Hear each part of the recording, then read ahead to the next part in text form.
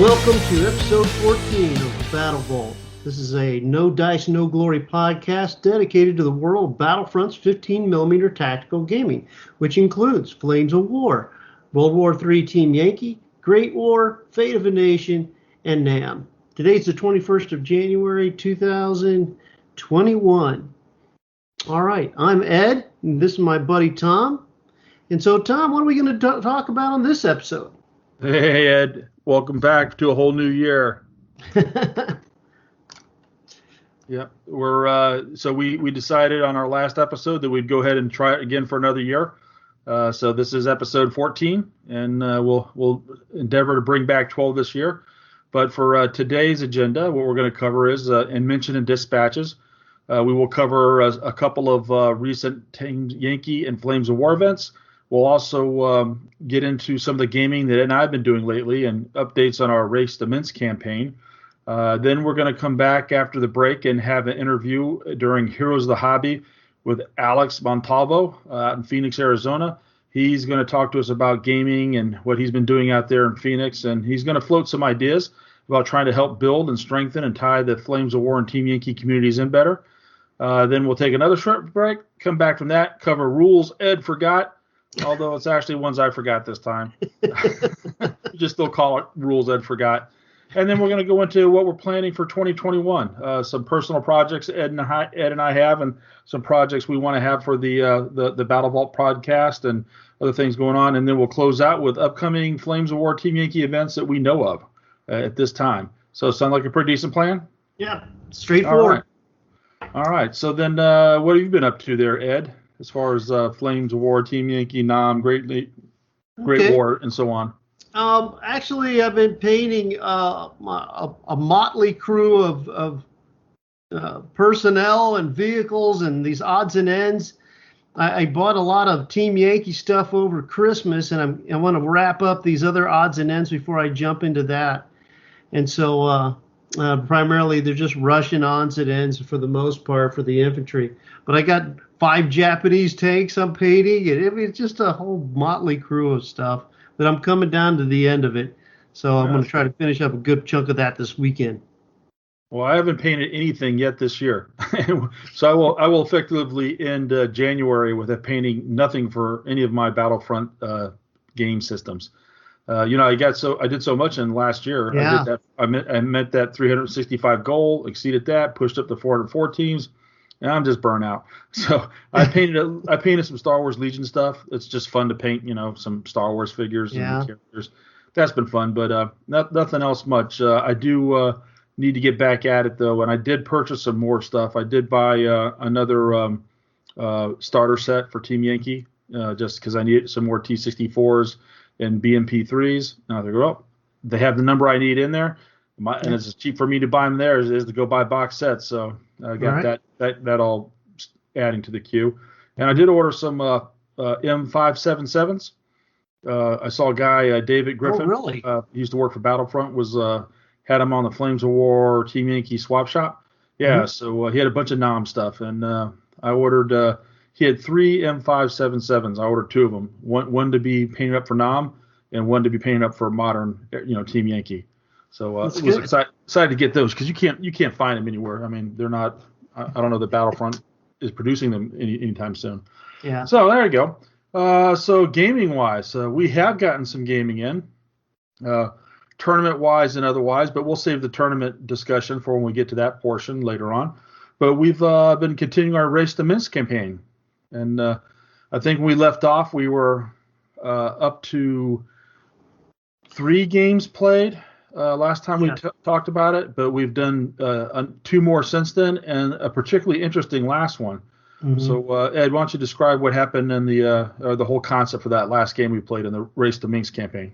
Right. Where we left off, the way it plays out, you've got 4 primary episodes, and then in between the episodes, you got these side battles. And so Tom, playing the Germans, has been winning the main battles, and I had been winning the side battles. However, on the last side battle, I did not win it, And spoiler alert. Yeah, spoiler alert. And that particular side battle was called River Crossing. River Crossing. And so I planned to fight it. I've been fighting with a Russian armored force the whole time, and I still needed to keep that Russian armored force because my bonus cards and all the other stuff tie into my armor commander. And so in order to keep those bonus cards and those extra abilities. Yeah, those bonuses we always forget to use. We always forget to play. But I kept that, so I had two formations in. I had a small armor formation, and then I had another actually good size Russian infantry formation. We were playing a total of 105 points, and so I planned it just like I was going to cross a river. What do? You throw up smoke and heavy bombardment. And you might want to explain that to him, what the actual mission was. Yeah, I did. I mentioned river crossing. Well, well, what are the differences in that scenario? Oh, we used the new kit. I broke out the new kit. What was it called? It's called the River Assault Terrain Pack. And I actually did an article for that for No Dice, No Glory. It's not in the queue yet for publication, so I did a product review as we were opening up that set to use in our game. And we also did an after-action review from the battle, which will post, so I'll give you more details. But basically, it was no retreat, right, with a couple modifications. Basically, yes. Yeah. Mm-hmm. First modification, there was a big honking river right down the middle of the board. Yeah. It was about a 9-inch wide river, wasn't it? That was a pretty wide terrain mat. Right. And the thing is, there was one bridge, okay, and then there was one river ford.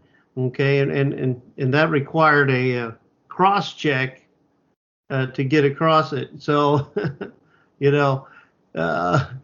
it quite difficult because you're staring down the guns of some 88s that are parked on the other side. Yep, of course. And just everybody's sitting there waiting for you. Yeah, you got to have the pack front. So. Yeah, I tell you. But actually, it was an extremely close game. So this was a lot like No Retreat, with a river right down the exact center of the board. Then there were some changes to the rules, obviously, because Ed was going to have to attack across limited crossing points, although he also had assault boats were his infantry, so they could cross outside of those two crossing points. He also, there was, for the defender, it was made a little bit more difficult by, first off, you didn't get immediate reserves. You had to go, it was delayed reserves. And then, very interestingly, there was no ambush. So everything was on the board. And what Ed talked about, the main components of his force, the Tankovi and the Strelkovi battalion. But what did you have for support? I had 5 batteries. Yeah. 5 indirect support in there, but they were all part of the infantry force, and I had Katyushas. Yeah. Katyushas were my only support unit I had out there. Everything else was generic to the unit, so yeah, it did its job. Yeah, you had the Katyushas, the 122s with the undercover smoke card. Yes. You also had 120 millimeter mortars, just a three tube section or 3-tube platoon, and you also had then 2 platoons of the 81 millimeter mortars, 82 millimeter mortars. Yeah, so 5 templates, and with the ability to go first, and the undercover smoke, which you used, which I think I might have used it more than you did. You used it to screen out that point where my packs were going to go, because you had to place the smoke before I deployed. Right. And so you were trying to make sure I didn't use that tree line that was close to the river as a position. I still used it, and the reason I used it was I wanted my pack 40s. It was just a unit of 3. I wanted them. That was kind of like a reserve. I knew that they would be safe in there until the smoke went. And I knew by the time the smoke went, you'd be getting ready to cross that crossing point. So I kind of put them in there knowing they'd be screened for a couple of turns, but also to be safe for a couple of turns. So that was my what I was thinking with that.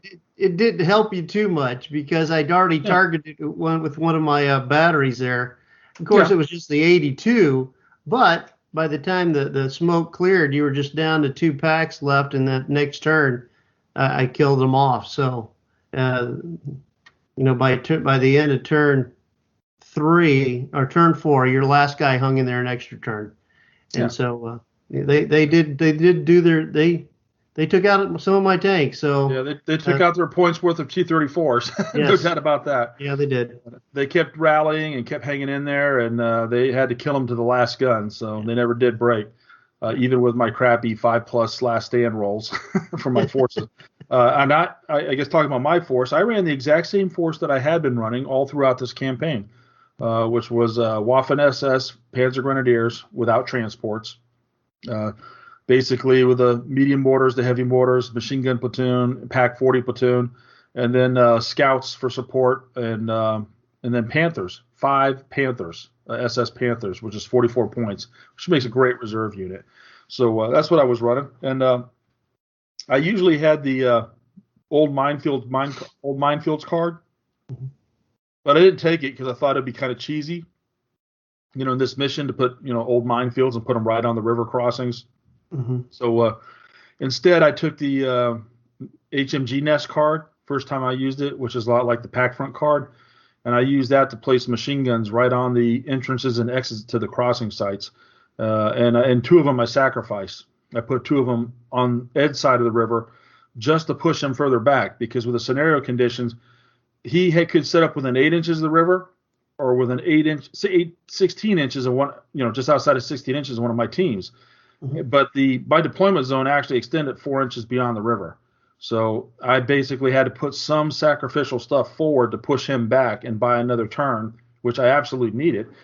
Yes, and it paid off. Yeah, and it did. So those 2 teams didn't really account for much other than slowing you down for a turn. So basically, yeah, it was a gruesome game though. Ed crossed the river in 3 places. One of them too late, but he got his infantry on my right across pretty early, and managed to get T-70s across the ford. But 4 of the T-70s with their crappy cross check got stuck behind, and whereas the unit commander and 2 other T-70s had crossed and supporting his infantry, which because of the previous bombardment didn't have much to fight against. He'd almost cleared my entire right side. My Panthers were just coming out of reserve, so they were almost there. They had to dash all the way forward. They couldn't even take time to shoot because they're so desperate for them to get up forward to that objective over there. But the infantry over there eventually got wore down. And then the T-70s ended up taking out those 3 tanks, the 3 T-70s. And because the platoon leader was with them and there was no place for the platoon leader to jump to, that means the 4 that were on the opposite bank were in poor spirits for next turn, and then they broke. So yeah. only had to kill 3 tanks to make 7 of them or 4 of them run away. And then but that infantry platoon that I had defending, just as soon as his infantry platoon died to the last man, my infantry platoon broke, because I had that my force, one of the command cards I had was the 17th SS Volksdeutsch, which gives them a crappy last stand of 5+. So those guys broke, and then my infantry on the other side broke. And then my guns were destroyed, and then you killed 2 of the packs, the Pack 88s, and all of the machine gun nest, and basically, and my 2 IC. So at the end of the game, I was able to win it at the beginning of turn 6 with Ed being outside of 8 inches of an objective. He was almost there. If his platoon on the right had not gotten pinned for 1 turn, remember they hung up for 1 turn and they did not rally. I think those guys would have been across the river and would have been close to that other objective to keep the game going. So it was very, very close for that to happen. But for my formation, Ed had reduced me because of all that artillery. Yeah, sure, the 5 Panthers were doing great, right? They were just fine, just sitting out there in the middle of the open, just kind of, watching the show and try. I mean, all they did was destroy 3 T-70s, 5 Panthers. That's all they managed to accomplish before the game was over. But Ed had taken my force down to the commander, 3 medium mortars, and 1 heavy mortar.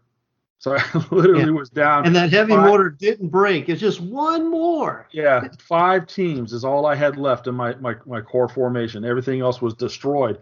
So he almost didn't need to assault. He almost was able to just destroy me through artillery fire. That almost broke me right there. So I think it was one of the most grueling, bloodiest artillery bombardments I've ever seen in Flames of War. I mean, 5 templates, one of them being salvo size, Sure, a lot of 3 of the 5 had 5+ firepower, but oh man, I was just getting hammered. And then of course, when I did have to take a last stand check, 5+, awesome, off they went. So, except for that last heavy mortar. So it was gruesome. It was gruesome, and Ed still had, I think he still had 2 tanks. Yep, I had my 34 85s, and you had the 4 T-70 when they ran off. You had that one infantry platoon on your right was really largely undamaged. They were still intact, but they had just gotten hung up for one turn and couldn't. And also, even after they unpinned, they still had to wait for the assault boats. The way the assault boats work is that they're kind of limited. And the first turn that you roll to have them come back to be used again, you failed both of them out of the 2 boats that you were on. So kind of. Oh, and then the Panthers. Another thing that led to the victory was the Panthers came in on the first turn they could on turn 3. So if they'd turned up on turn 6, no, probably not, because that T-70s that you had crossed with and that infantry, they controlled that objective. Yeah, they had it until the Panthers rolled in at full light speed. They had to run down there as fast as they could. Yeah, and then you had to throw your scouts down in there to contest me so I wouldn't have be by myself on the objective. Yep, and you ended up destroying them. I would have destroyed them if your Panthers hadn't arrived. Yeah, you still got the scouts. Or did you not? I know you. Yeah, I did get the scouts in the end, but I couldn't do anything about the Panthers. But that's when my unit ran away. So super fast game, or super fun game, and but super bloody. And it was interesting to get those terrain pieces out. I was surprised. I didn't know. When did you get that pack? Did you get it before? As soon as it came out, the day that the store got it. Which was back when? I bought it. Huh? Back when? I think it was. It was October, before Christmas. November. I don't remember. Yeah, because what I was surprised to find was that I knew it'd have obviously the river pieces and the terrain pieces and all that stuff, but it actually had the mission pack for all the special missions from both Bagration Soviet and Bagration German. Right, and I didn't even know it because I just opened it when we were playing the game there. That's what I was getting to. We could have been playing some of the other special missions earlier in this campaign that we had to default to the standard ones because we didn't have the German book yet. But so we didn't know we had the missions from the German book in this campaign pack all along until we actually opened it up and broke it out. So I'm glad you bought it. For $20. I would like to use it for some of the city fight games where you had the bunkers and the turret bunkers and some of those things. It's kind of a fester plots if you go back to version 3 days. That would have been one of the earlier ones we played, but we didn't know we had the rules for it. In that pack. So that scenario pack, it says River Assault, but really it's an east front terrain pack. It covers River Assault. It does the fester plots battles. And it has all 6 scenarios from the books. So if you're only getting the command cards and you want those special scenarios from the books, and you didn't buy the books, then get this terrain pack. It has a booklet with all that stuff in it. Right. And pretty good. And for $20, I'm thinking, hey, we had a great game. I'd pay $20 for a good game just for something I needed for it. And so we'll definitely make more use of it going forward.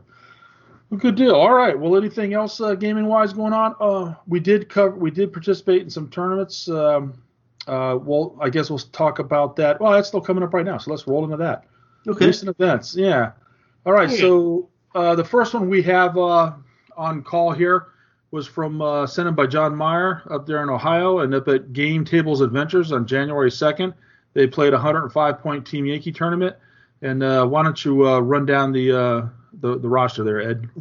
Well, they had 18 players there. You want me to cover all 18 of them? No, let's just maybe top 5. Okay. I recognize a lot of the names here. Top 5. So 5th place, John Mayer with 16 points. Jeff Jenkins in 4th place with 17 points. Also tied with him is, help me with his name, Tom. Svetlana. Yes. Svetlana. That's a Russian name. How do you Bivets? Spell it out. Bizet. Svetlana Bizet. Wow. That's John Meyer's fiance, by the way. No kidding. Yeah. You've met her. She's a recent ROTC graduate. She's been down to some events in E-Town. Oh, yes. Yeah. I remember now. So she played in her first tournament and came in third. Yeah. Not too bad. Pretty good. I don't know what she was playing, but well done. Yeah, unfortunately, John didn't say who was playing what as far as forces. Yeah. So the second, third, and fourth players all had 17 points. So Rich Bear, he also had 17 points. So all three of them. Yeah, I just noticed that. And so look who won. Dave Vieger. Dr. 22 Vieger. points. Yep. I think Dr. Vieger there was playing some sort of Iraqi horde. I think that's what he's been doing lately. I know Rich Bear has just been playing U.S. He just always does that. And I know John was playing his I think he was playing Soviets here and then or this event, and then later on he came down to play Israelis at our event. Yeah. And also note, I guess we should cover sixth, Charlie Clay. No, Charlie Clay, 14 points. We got a whole bunch of people with 14 points all the way down to 12.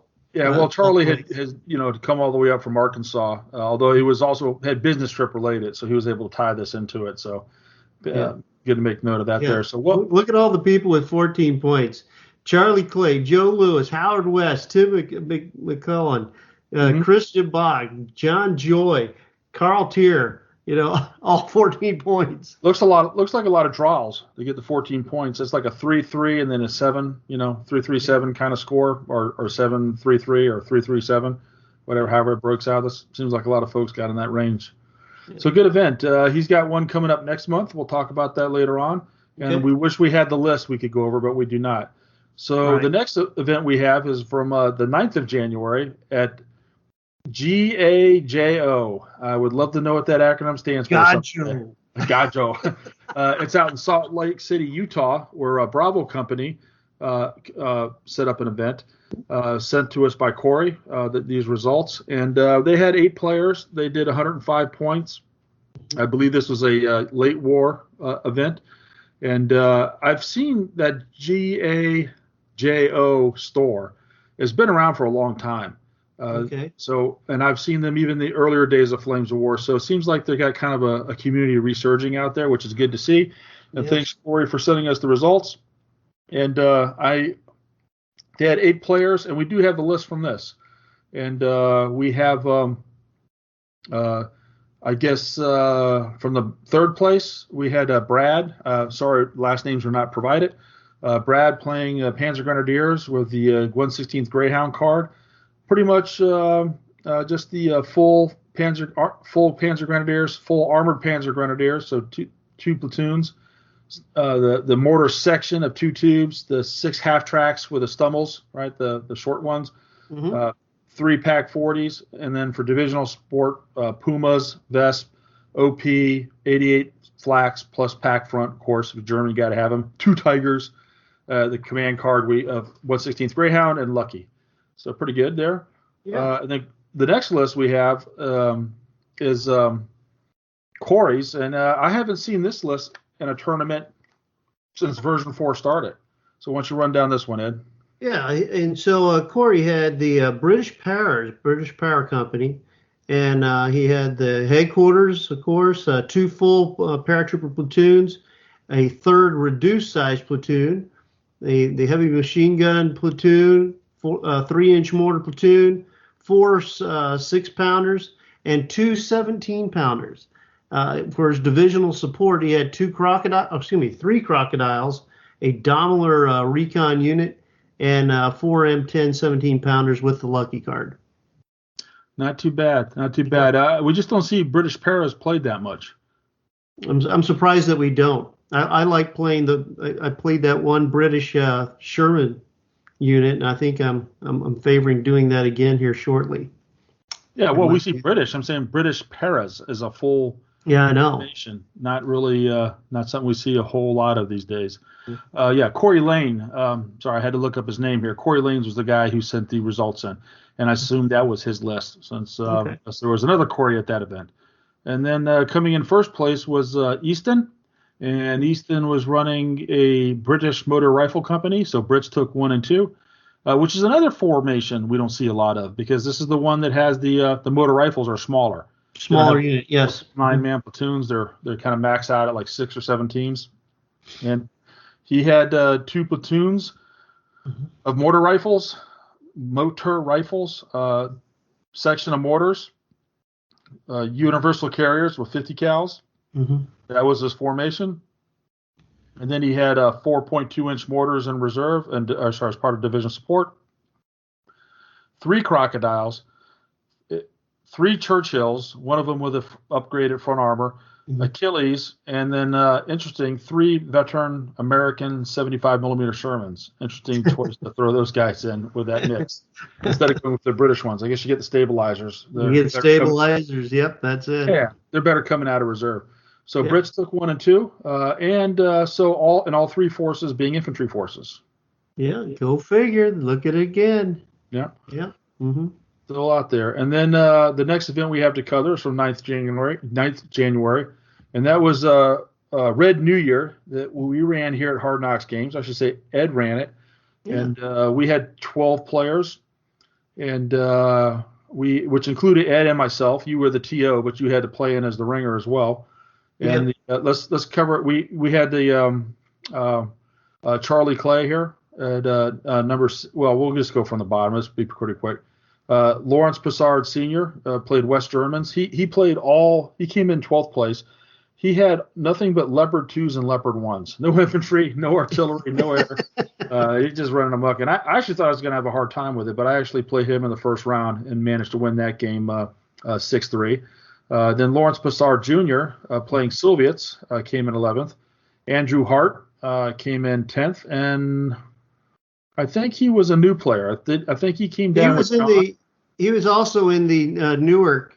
He was up in the Newark thing. So, also, we just mentioned. So he came down with John Meyer, I believe. Right. And then, some Yahoo named Ed Hall came in 9th with West Germans. Yep. Playing West German. Yep. And then Scott Atchison was 8th with Soviets, and I know he was playing T-80s, all the new kit. So he was doing that with the Guards, the Shot Company. Right. And just above him was Dominic Passard with Israelis, one of the Passard clan. Charlie Clay at 6th with East Germans, and great looking force that he had. We also had Andrew Johnson from down in the Fort Campbell area playing U.S. I played him in my last round. That was a interesting game. He was playing Marines. I shouldn't even just say USA. He's playing Marines. Alex Higginbotham came in 4th with Soviets. Beautiful force. I voted him best painted, although he didn't win it. Yeah, Andrew won it. Andrew won it for his Marines, but I really like the look of Alex's force. Yeah. Chad Underdunk, one of our Hard Knocks Games proprietors, came in 3rd with his Soviets. John Meyer came in 2nd. I had to play him in the second round. He was playing Israelis, yeah. Playing Israelis, yeah. I barely squeaked out a win, and then the first place was a schmuck named Tom Burgess.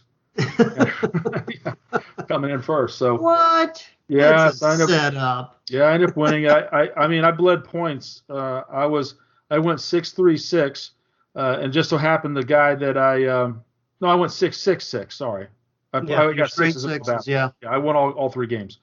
But John Myers in my game was in the second round, and I barely pulled that out. That was one where it came down. It was about 20 minutes left, and we're in some swirling melee, and we got Israeli infantry and German or my Soviet infantry, all fearless. Nobody wanting to break off. Both sides with company formation commanders there to keep the rerolls going, and he was killing me quicker than I could kill him. But I came back in the last melee round with 4 swings and got 4 kills, needing 5s and 6s, and because lucky dice. Yeah, the RPG 7s needed 6s, and my God, I got those kills, and that was enough just to destroy that unit, and there was nothing else contesting the objective in that area, so I barely won that one at the time. Yeah, that's amazing. What I found amazing about this tournament is we only had 2 games there that somebody won an 8-1 with. So these were good slugfest. and good battles that very few were quick wins, very few. Yeah, I enjoyed it, and I'm not going to go over the great amount. I ran a BMP battalion, like I normally do with my Soviets, but I had some new kit. I made one of the companies a BMP3 company. Couldn't do that for the whole force, and then I had the tanks. I took 4 T-80s, and I brought in the TOS-1s. I wanted to get those 3 new pieces onto the board. And the TOS-1s, not overly impressive. They only really were good for one round the entire tournament, one bombardment. It was a critical one that helped me beat John, helped will his forces down. But by and large, just couldn't get him to range in. Just things, you're too danger close. They're, to your own forces getting ready to move in. It was real tough to use those things effectively.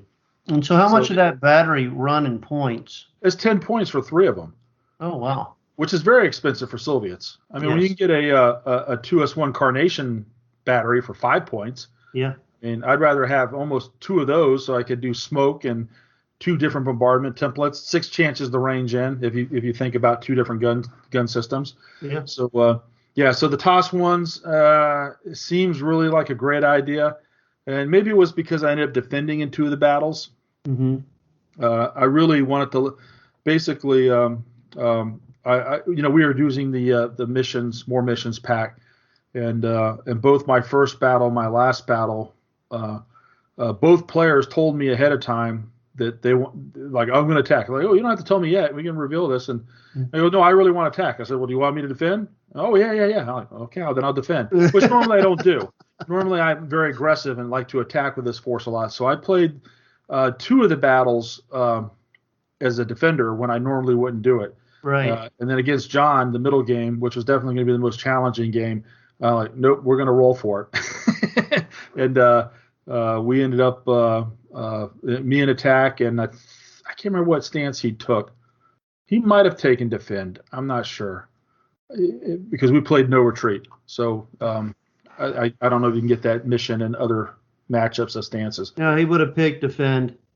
Okay, so he must have picked, and I think we just revealed those simultaneously. But I was definitely going to want to attack against his force, and because he had a lot of infantry, and I was hoping that all my templates would really help. So it was a great game, really fun to use those new pieces of Soviet kit, and the BMP3s were awesome, but they still die. I only had 6 of them, so they still die. Their opportunity to be great just didn't really pan out a whole lot. The better armor helped when facing 50 cals, and and they could move and shoot. And in some cases, I was too close to shoot missiles, so I backed up and shot missiles. So that was nice to have that ability. And so they were okay. I think they're worth the points. I just wasn't dazzled with them, if you will. But the T-80s, oh my goodness, the T-80s, that front armor 20, they're just like plank. They're just. You even get hit by TOW-2s with AT, like 23 or whatever, and you can still save against those. So it was pretty awesome to just have some really super durable tanks. They can't dish it out. I mean, they only have 1 shot per tank, but man, they can just take a beating and keep going. So, anyways, now the next event we have, and I guess we should cover since they were mentioned here. We had out at the game up in Scott there in Alabama. Yeah. Well, before we get to that, we didn't mention from the Salt Lake event, GAJO. Yeah. They had best painted army was Brad, and best sportsman was Xander. And then from our event, we had here at Hard Knocks Games, we had Andrew Johnson as best painted. U.S. Marines, M60s, great looking infantry, LVPT7s, and then best sport, Lawrence Prasad Jr. Yes. So then we'll get to 16th January, which was last weekend, and down in Huntington, Alabama, Scott Atchison ran a local event, and he did it as a pretty cool format. Do you know how the format was going to work, Ed? No, I didn't. Okay. Well, this is what happened. These guys. It was only 8 players, but they had to have a Allied force and an Axis force.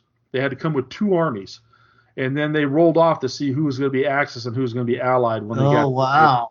So so it was red versus blue, but you didn't know which one you're going to be playing. You had to have a good Axis, I guess, German force for the most part, since it was late war, and then and a good Allied one. And how did that work out? Who came in first there? In first place was Steve Toth. Yeah, and I have no idea what he was running. He had 18 points there. Yeah, and then William Vittio came in 17th. I'm glad you said or second place. Sorry, second place with 17 points. Mm-hmm. And then Joshua Pearson with 15. Yeah. And Joe Lewis, look at that. Boy, Joe did some traveling this time. He did. He got 4 points there. Yep. Our good Joe Lewis out of Able Company up at Indianapolis. And then 12th was Scott himself, the tournament organizer. Mm-hmm. And then behind him was Richard Sanders, your buddy. Yeah, my buddy from Atlanta. Mm-hmm. Yeah. Looking forward to see him again in the future. And then two guys bringing up the rear was Jeffrey Nelson and Tommy Morgan. So sorry, all I had is this screen, photograph of a little roster. We don't have a whole lot of details. Of course, they both played two different forces, so it wouldn't really be appropriate to show them as German or right or U.S. or whatever. So I like that idea though. That's that way cool. You got to be flexible. But I wonder how the how the results get reported to battle rankings. Because they played 3 games, so whichever one they played the most of, I guess they could count it that way. Okay, well, yeah, I guess that's a good point. Yeah, because they could really, where they should they go in the points towards the German pile or the Canadian pile or the how do they break those down? Or maybe they just don't care, which is always a possibility. So, anyways, thanks Scott for sending in the results of that event. Glad you guys had a good, successful one. So there you go. Did we miss anything else here, Ed? No, we're good up to this point.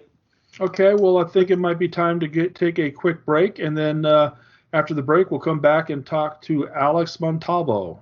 All right. Sounds great. Mm-hmm. Okay. BattleVault is lame. Hard Knocks Games is awesome. You can get board games, trading card games, role-playing games, hobby supplies and tools, Gundam, Warhammer, and more. Find us on Facebook or HardKnocksGames.com or visit us on the Dixie Highway. All right, well, welcome back from the break, everyone. So we're very fortunate in this episode of the BattleVault podcast to be joined by Alex Montalvo from Phoenix, Arizona. And we want to ask some general questions first, but the main reason we wanted to get him on this podcast, and we'll come to that in the interview here towards the second part. But Ed said he wanted to talk to somebody from out west. That's when I asked him. I said who he wanted to try to get on this podcast. And then I just so happened to see a Facebook posting that Alex had made that caught my attention. And I think it's a pretty poignant discussion and have this point of time. So we'll come to that. So anyway, Alex, welcome.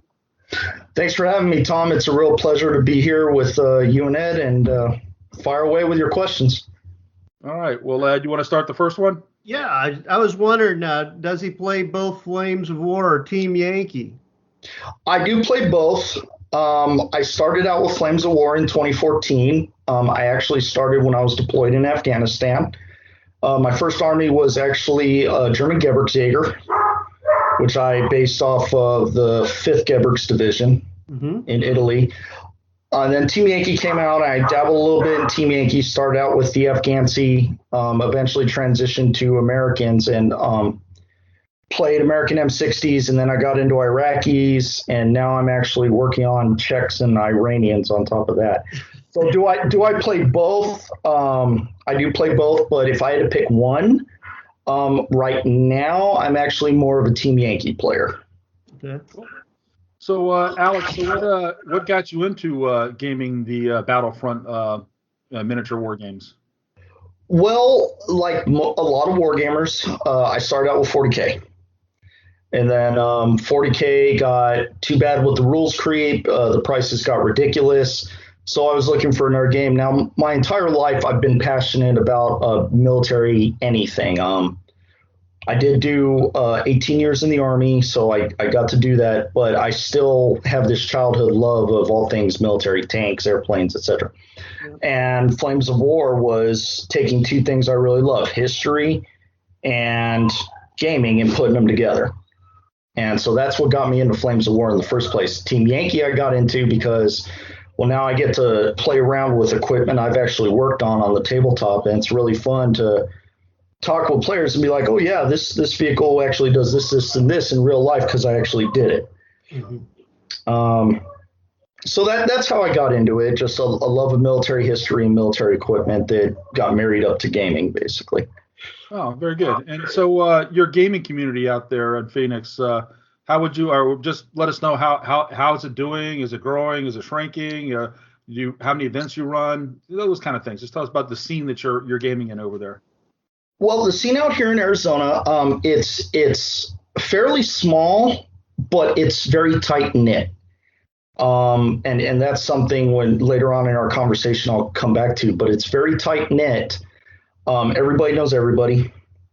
We do have one big event out here a year, Shifting Sands. Mm-hmm. We do local tournaments with obviously with COVID, we haven't done anything, but all told, there's about a dozen of us who I'd say reliably play. It's more Team Yankee than Flames of War. The same, but most of the guys play both that do play. But it just seems like before COVID happened, we were getting in more Team Yankee games than Flames of War games. I got a question about Shifting Sands, because that's an event that has been reoccurring for the last good 6-7 years, and if I'm not mistaken, that's usually a red on blue kind of themed event. Usually it's very campaign focused, and which I really admire, because that's something that Ed and I usually strive for with our local tournaments. We always try to go red on blue. And I forgot the name of the guy who sets those up. I think it's just killing me. I think was he immigrant from Britain or something, or lived in Britain? You're talking about Mark Francis. Mark Francis. That's Mark. Yes. Mark is a great dude. So yeah, him and Sean, they live what we call the East Valley. That's the Mesa Tempe area. I'm in like the Northeast, and we got some guys who live out west. So we're all kind of spread around the city. Shifting Sands is a campaign-driven event. The last one they had before COVID hit was Market Garden. Cool. They basically said, hey, we're going to use the Market Garden books with the V4 rules. Yeah. And that's what they did. I think it's a great event. It has taken a little bit of a slump in recent years because just guys have other commitments, and it was competing with it would happen right around the same time as I can't remember which, Adepticon or the Las Vegas Open, and a lot of guys would rather go to those, so they can't juggle two tournaments, which is, problematic because it is a great tournament. I know the guys who put it on, and they're all great dudes, great players. But it is a red versus blue themed event. It's World War II. In fact, before COVID happened, we were planning on doing it this year. It was going to be a Team Yankee in the Middle East. Oh, cool. So you were going to get red versus blue, but the setting was in the Middle East, which I was all on board for. But then, unfortunately, COVID happened. Well, when you get it going again, we do travel a bit. That would be an extreme stretch for our travel horizons, but that's the kind of event I seek out. I love those kind of themed red on blue, trying to go and have a little bit more of the history, a little bit more of the theater and the drama as much as the competition. I really like Yes, that. I agree. That'd be cool. Well, cool. Well, Ed, you got another question, Ed? I'm kind of cracking up. I don't know if it's my neighbor or your neighbor, but I'm hearing a cat and dog fight or something going on in the background. You're not hearing a cat and dog fight. You're hearing my wife entertaining one of our 4 dogs. So I apologize for that. That is my wife talking like a little kid to one of our dogs, and she's being awfully loud about it. So if you're listening to this podcast, no, a cat and dog are not fighting each other. That's my wife with one of my dogs. That's pretty good.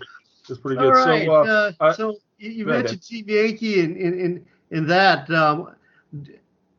Which one do you prefer? Which force are you preferring with that? So in both Flames of War and Team Yankee, my number one armies are the Americans. Bias. I don't know why, because I did start out with Germans in Flames of War. I played Germans for a long time. The last German army I had was a Berlin Kampfgruppe, back when the Berlin book was around. Yeah. Americans first and foremost, just because I served and especially with Team Yankee, I get to play with equipment that I was on. In fact, I actually made a miniature version of my Bradley at Fort Bliss, complete with a pirate flag that I flew off it. So, when I'm pushing this little pirate flag Bradley around the table, it's like I'm pushing myself around. It's like I can look at it and be like, hey, would I really do that? No. Okay, I'm not going to do it here. Nice. Well, I got my 577. As soon as they give me a piece and a card, I'm going to put that guy in battle somehow. There you go. Yeah, and there it is. Yeah, very good. Yeah, no, I'm surprised because I thought I had a misimpression about you. I thought you were an exclusively U.S. player. I thought I had saw a Facebook post from you in the past or something about being a exclusive U.S. player. So when you posted about your Czechoslovakian T-72s recently, I was like, whoa! And I didn't even know you did Team Yankee. I thought you only played Flames of War. So that caught me off guard. I'm like, hey, is this your first Team Yankee Army? And then you responded like, nope, it's my fourth. So what you saw is in Flames of War, I play U.S. exclusively. Gotcha. So I don't have a German army anymore. I sold all my German stuff to my buddy, but most of that backlog behind me is actually Flames of War Americans. Team Yankee's a different vibe to me because that's what, like, I guess what I could say is I play Flames of War for the history. I play Team Yankee for the kit, for the equipment. Sure. It's like I get to play around with tanks I've read about. In fact, the most numerous tank I have in my collection as of right now is actually the T-72 because I actually like the T-72 tank. So I play forces that run it. Yeah, I'm tracking with you. I always think of all my hours and hours in the UCOFT, engaging T-72s, Charlie, our Blue 3. This is Charlie Niner 2. G2 reports, 3 T-72s. Tanks in the open, gauge and report. Yeah, gauge and report. Gunner missile tank. It's like, here we go. Well, I was in tank, so I don't have the missile part. Oh, so it's Gunner Sabo tank. Yeah, there you go. Or heat for PC or something. Yeah. No, very good. Yeah, so that I totally get where you're coming from. It was just kind of cool to put together a lot of that kit. I still haven't got around to my U.S. forces since Team Yankee had come out. I'm exclusively a Soviet player by default because, Traitor. Well, everybody here, you live around a base, and everybody here, wanted to do their U.S. stuff, and we needed somebody to do the dang bad guys. I had the Viet Cong and Nam too. So I started with the Soviets, and now I have this just massive Soviet army, but I have a huge backlog. An entire, I must have like 20 M1 models, and I just bought the recent U.S. starter set and a bunch of other stuff. So I'm due to start my U.S. Yeah, Ed's holding up his. These are my M1s right here. I got 7 of them, so I'm starting. Yeah, so we'll get around to it, but that's I agree. Same thing. I want to do recreate a Delta Company circa 1990, which would be M1 IPs. Bradleys, the earlier Bradleys, and we still had the ITVs. We still had the Echo companies and the infantry battalion. Yeah. So I'm going to build that. So it's a little bit later than the Team Yankee time period, but it still is all the Team Yankee period equipment. Right. So, it'll be painted up as per 1990, before Desert Storm, before we painted our stuff tan. See, and I did the reverse of that. My Bradley company is Charlie Company, 1st Battalion, 37th Armored. 1st Armored Division at Fort Bliss 2017. So all my stuff is tan, and people are going to be like, oh, that's a nice Desert Force. It's like, no, that's standard paint job now. That's right. All my infantry are wearing multicam. My missile gunners are javelins, not dragons. So again, it's like I'm in the same boat too. It's like replicating that on the tabletop. Maybe not so much with the rules, but the visual appeal. Right. Yeah, we have to kind of proxy things a little bit, but yeah, I get what you're going with it. Yeah, and that's one thing I like about the hobby. I mean, we live next to a major military installation, so that's one reason why we have a lot of veteran gamers in our gaming group. But I just like how it draws so many vets in. Ed was artillery, armor. You got infantry, with you, Alex. So it's just always fun to get out there, and and we know it's a game. We know it's not serious. We know that oh yeah, like a tank should be able to fire its main gun and machine gun simultaneously. Well, duh, of course it could, but it's a game. Who cares? Yeah. You know. Well, until you get to the point of surreal, like one time I had a someone, and this was on Facebook, of course, but somebody was arguing, well, since it's a guided weapon, I should be able to drop a copperhead on a helicopter. And I was all like, I actually texted my fist buddy. I go, humor me for a second. And he goes, what? I go, would you call in a copperhead on a helicopter? And he just replied with a whole bunch of laughing emojis. So it's like, yeah, it can be done, though. It can be done.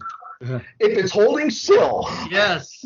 Yeah, well, it may not be the most judicious use of a copperhead. I guess it depends. No, it would not. No. So I'll tell you a story. The first copperhead that was launched in combat was launched in support of my brigade during Desert Storm, and we had done an artillery raid where we basically went north of the border and set up a secure area so the artillery could roll forward and strike even deeper, right, with their guns.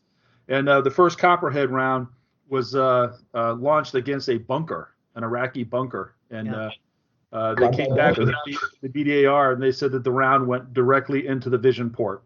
It was that accurate. They're beautiful. So They're beautiful. Probably a waste of a missile. I mean, probably like 2 dudes in there, or it could have been empty for all I know. But apparently that was the first use in war of a copperhead. Yeah, but imagine that forward observer tapping his blade, going, "Hey, watch this, watch this." No doubt. So that's all good. Super fun. So, what's driving you into the Czechoslovakians? I thought that was kind of an interesting choice when I saw that. When you look at the war pact countries, you got the Soviets, you got the East Germans, you got the Czechs, you got the Poles. Well, I ruled the Soviets out because no matter how many times I tried to make a list, it was like trying to jam a square peg in a round hole. And one of the first things I got to do with a list is it has to, I guess, feel right to me. So, plus everybody, when it comes to Warsaw Pact, almost everybody plays the Soviets. Well, right behind them are the East Germans. It's like I've seen a lot of East Germans, a lot of talk about the East Germans. Mm-hmm. So that leaves the Poles and Czechs. And I'm a fan of, kind of armies that aren't typically played. Like I wouldn't say I go against the quote unquote meta. I mean, I hate that word, but,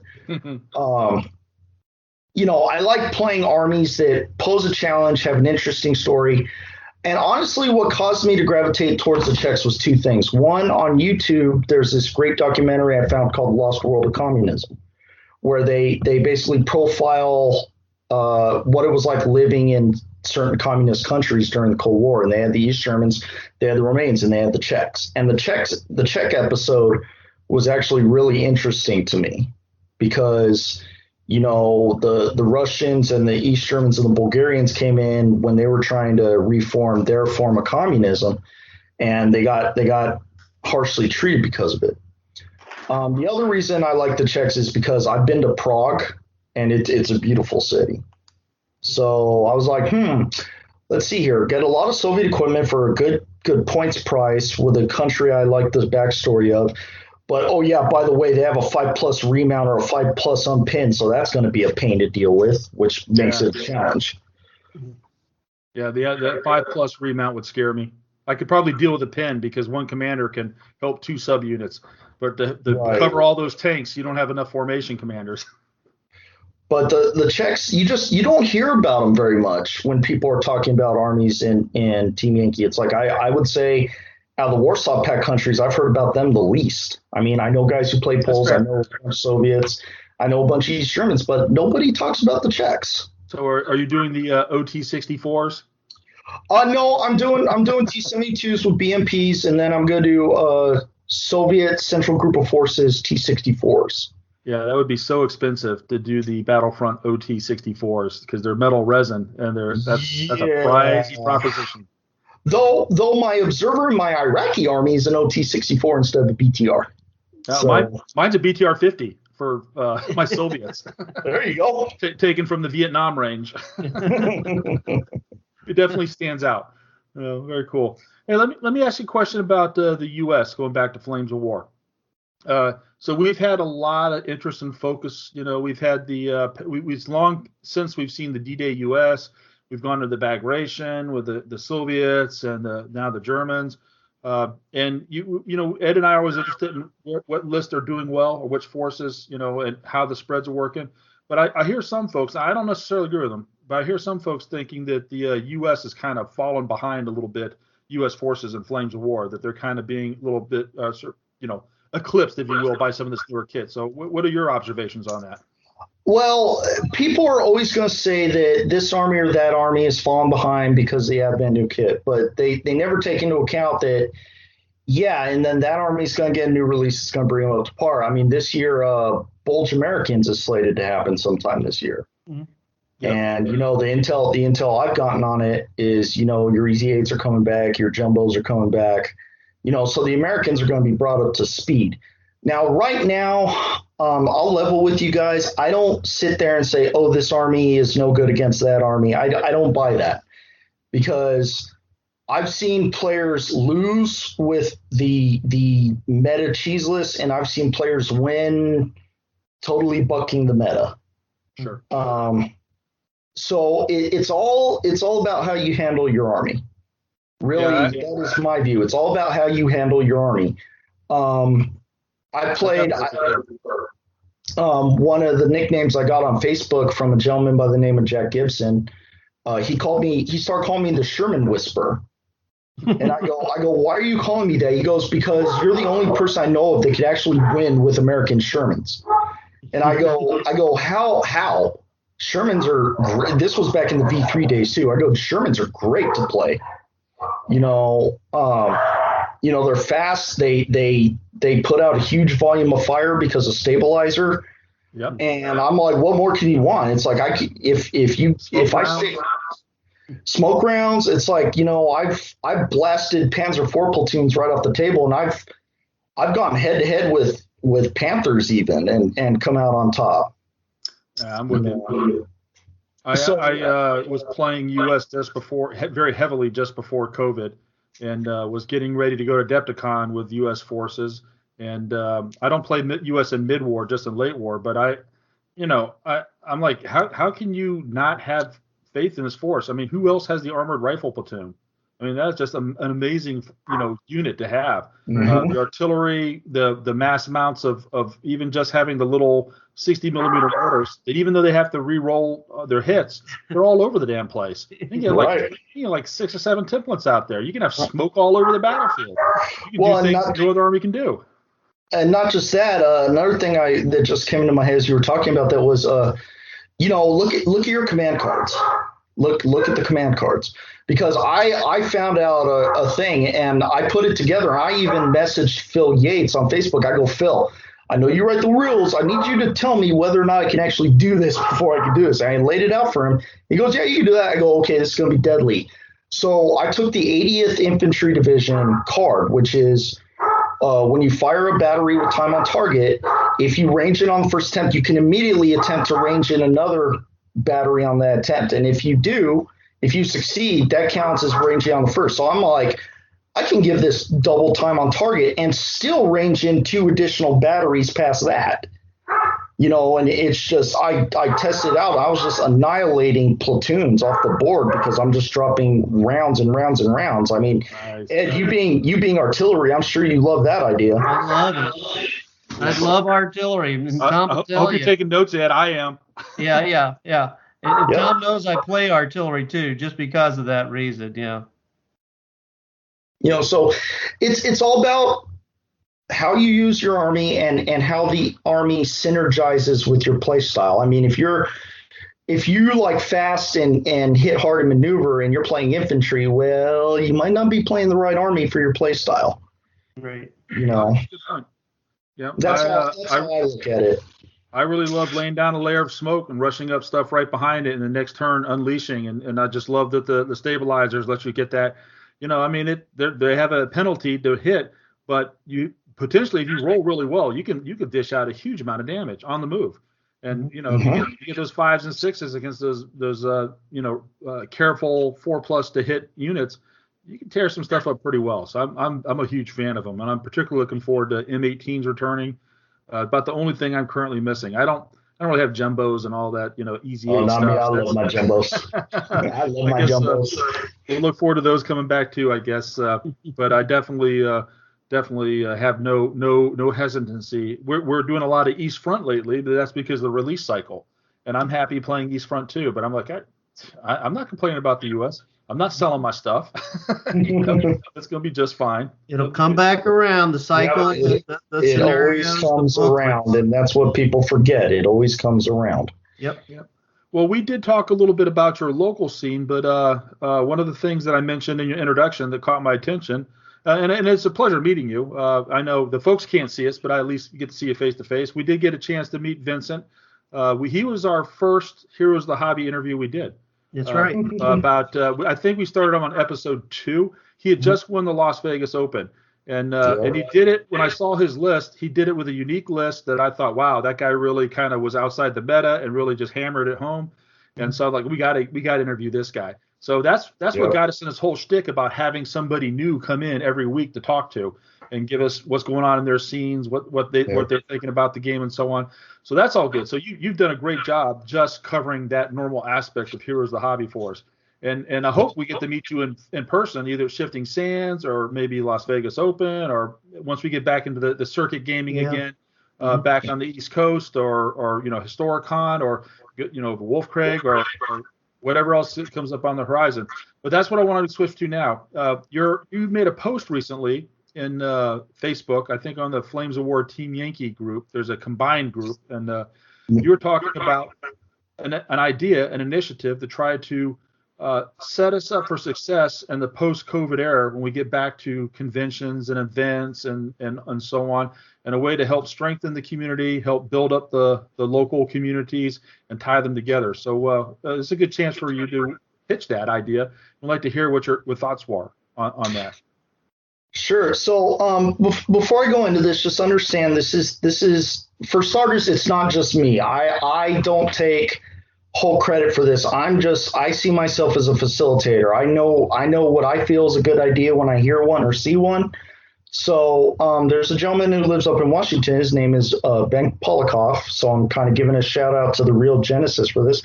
But he and I just got started talking on Messenger, and we were talking about just cross talking between the different groups and hey, when are you guys having a tournament? We're having a tournament this time. Well, come on out, and I've noticed that there are a lot of gaming groups in the country. I mean, the United States is a huge country, and there's a lot of gaming groups. I mean, you guys are with, correct me if I'm wrong, but No Dice, No Glory. The Chris Fretz has Able Company out in the Midwest. My team, the Desert Nomads, we're down here in the Southwest. Vince is one of us. There's the Puget Sound War Gamers up in Washington. There's the Los Angeles guys in LA. And we see each other. We know each other, but we don't talk to each other. Does that make sense? So when I have a little tournament here or there, or I'm trying to put together a bigger tournament, why don't these teams network together and know when each other's tournaments are? So that way people can come out, because not everybody can go to LVO. Not everybody can go to Historicon, Adepticon, these the big tournaments. Not everybody can go to those, but, they want to play. Mm-hmm. They want to play. So one of the big proposals that I'm looking at is having a tier of tournament play that's above local but below nationals. And what me and Ben are calling it is regional. Mm-hmm. So like he's got this idea of a West Coast regional, which would include Alex Martin's guys up in Canada, his guys in Washington, the Los Angeles guys who I've talked to said they'd probably be interested. And then, the Desert Nomads down here in the Southwest, Phoenix, Arizona, El Paso, Texas, and Albuquerque, New Mexico. Even going out as far as Houston with Mark and his Bane of War guys. And it's just cross-talking. We all know each other. So it's like, why don't we travel out to their tournaments? And what that does is, one, it raises the profile because you get more people playing. People are going to see that. They're going to be like, what are those guys playing? Mm-hmm. Now, before we started this recording, Tom, you and I were talking about how a mutual friend of ours, John Holland, who you taught him and he taught me, go figure. We were the only two guys playing in El Paso, and the way we grew the scene is we went to El Paso Comic-Con and demoed Flames of War there. We went to Las Cruces Comic-Con and demoed Flames of War there. And people are curious. So they're going to be like, oh, what are you doing? It's like, well, you want to see what we're doing? Here, come take control of this tank and push it around the table and roll some dice with us. And that grows the scene. Now, I'm not saying get rid of tournaments as they are right now. I'm not saying that. What I'm saying is there should be more crosstalk between the teams. So, hey, we're not having a tournament, but you know what? The LA guys are having a tournament. That's only 6 hours from Phoenix. Why don't we go out to their tournament? Or, hey, I'll fly up to Seattle for a tournament, with Ben and his guys. Or you know what? I fly into Seattle with my guys. We link up with Ben's guys. We go 3 hours to the Canadian border, and we link up with Alex Martin and his guys. And that's going to be like right out of the gate, 25 plus people, I estimate, versus the 6 to 10 people you get at these smaller local tournaments where there's not really any word of mouth. Does that make sense? Yeah. Hey, Tom, your sound is off. You just cut out. Sorry, I had it on mute because I had a drink here and I didn't want the ice rattling. Yeah, sorry. Great radio. Awesome. No, I was going to say that, I concur. And that's one reason why we started this podcast, was to help try to socialize what's happening and what's coming up. But even then, we only get a limited amount. We only know what we can either see on the Battlefront page or what I can skim off of Facebook. Right. Mm-hmm. That's not the full picture. I'm always finding about events and groups that I never even heard of doing things. We just had some folks out in Utah sending some. I guess they had listened to the podcast, and so they sent in one of the ones we just covered earlier from Utah, from GAJO. I guess that's a game store out there. Mm-hmm. And, so we're always going to try to promote that. But yeah, even then, we've been trying to do it, and it's not automatic, and it's really hard to get all that stuff to. There's no one centralized place to go, and I think the Battlefront forums would be a good start, but not everybody. It just doesn't have the volume that it used to have, or the attention that it used to have. I think it's because you have to go elsewhere now for your information on what's the rulings on the latest lessons from the front. Which forces, all the typical discussion. That's gone from the Battlefront forums. So now people don't go to the Battlefront forums for that stuff, so they're not also seeing the events that are actually part there. So I concur that there's a great need for greater coordination, just awareness, just getting the information out there. The ideas about doing regionals make sense, and we're blessed. Anybody east of the Mississippi is blessed when it comes to gaming. Because we have gaming communities much closer, much higher density of population, and many more cities that are closer together. So it's a lot easier. Ed and I can go up to Cincinnati, Indianapolis, Nashville, Columbus. We can get any number of major metropolitan areas in a number of 4 hours. We can go to Charleston, West Virginia. We can even make Pittsburgh in about 6 hours, 7 hours. Mm-hmm. We consider going to Huntington, Alabama. But so we're fortunate, but particularly out west of Mississippi, now you got greater dispersion between the cities and much more limited opportunities, which will require more coordination and more synchronization. Make sure you're not putting events out on the same weekend, right? That's the one way to get it bigger. If your buds up in Seattle are doing an event the same weekend as Shifting Sands, well, that kind of takes people out of the mix. And when we used to run Wolf Craig, even like 5 or 6 years ago, we had conflicts with Bane of War and Siege of Augusta, because we used to do it on Martin Luther King weekend in January, and there were a couple other events, one to the west of us and one to the east of us, they actually said, hey, your event, great event, glad it's going well, but we've got this thing going on. Have you ever considered a different weekend? So we're now doing Wolf Craig in March, and that was. Initially just first went to February, but then February weather in Kentucky can still be pretty dicey. Right. So now it's March, but that was an effort to do something, but that was just a couple of individuals. I got contacted by the organizer of Siege of Augusta, and Mark called me or sent me an email. I can't remember, it was years ago. And I said, yeah, this other folks are talking about it, having us move too, or would like us to move. So it's going to help out 2 communities. Sure, we'll shift. So that helps make us all stronger because we're not competing against each other for the same available crowd of people who are willing to travel the game. So that, I think, is exactly there.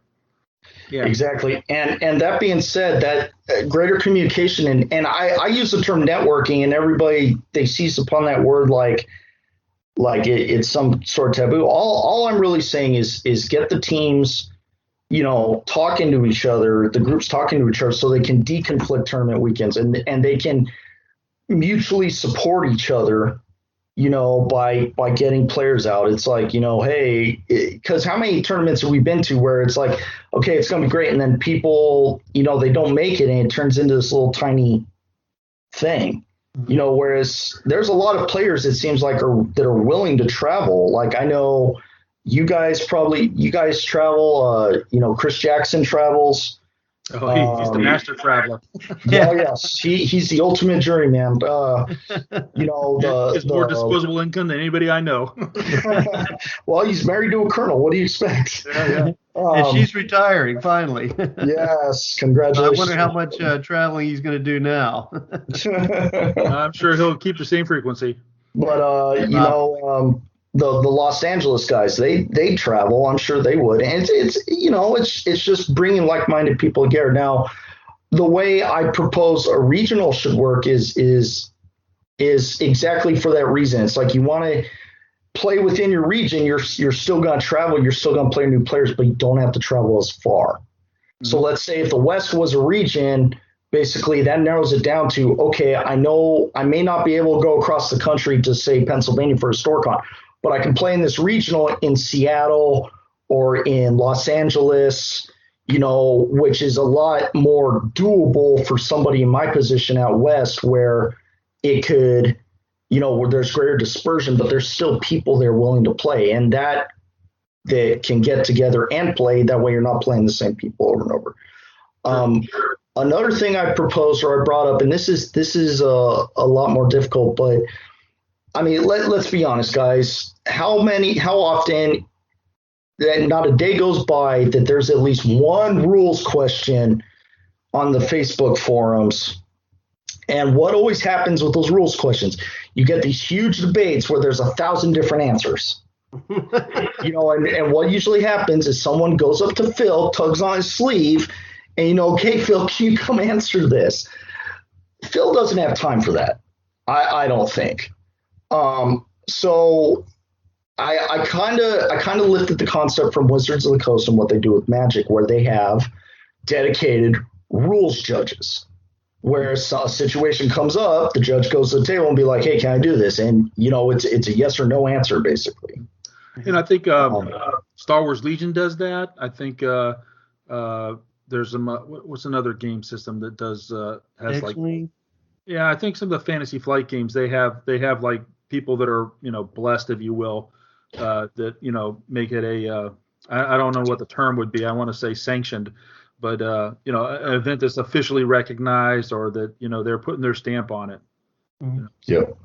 And so that would alleviate, that would, in my eyes, that would give the theory is it would give a continuous standard across the big tournaments. Okay, if it's like a local tournament, whatever, usually it's guys, friends. But once you get up into, like, say if it gets off the ground, you get up into these regionals, or you get up into the nationals, a lot could be riding on that rules judge. I'm 3 years ago when I was at LVO, a gentleman was playing Panzerfaust trap teams, and the way he was playing them, I'm just sitting here thinking to myself, this can't be right.